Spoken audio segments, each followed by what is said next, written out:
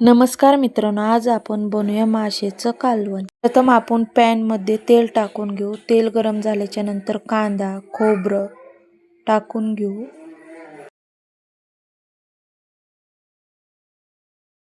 कांद्याचा आणि खोबऱ्याचा कलर चेंज झाल्याच्या नंतर बेडकी मिरची 2 टाकू. आलं लसूण टाकून घेऊ आणि चांगलं मिक्स करू. लालसर झाल्याच्या नंतर कोथिंबीर टाकून घेऊ. चला आपण आता कालवण बनवून घेऊया. प्रथम आपण तेल टाकू.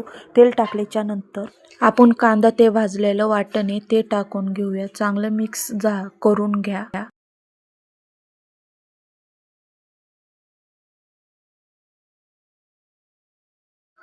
वाटण चांगलं तेलामध्ये परतल्याच्या नंतर तांबडा मसाला टाकू.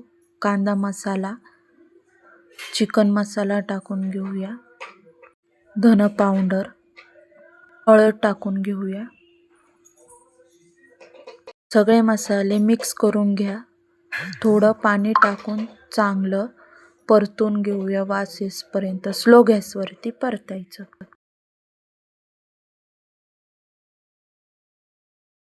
मसाला चांगला परतल्याच्या नंतर आपण आता मासे टाकून घेऊया.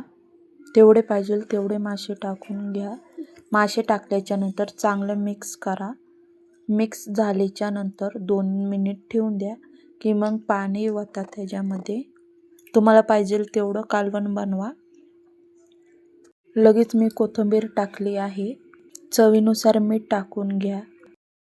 व्हिडिओ आवडला असेल तर लाईक आणि सबस्क्राईब करायला विसरू नका. थँक्यू.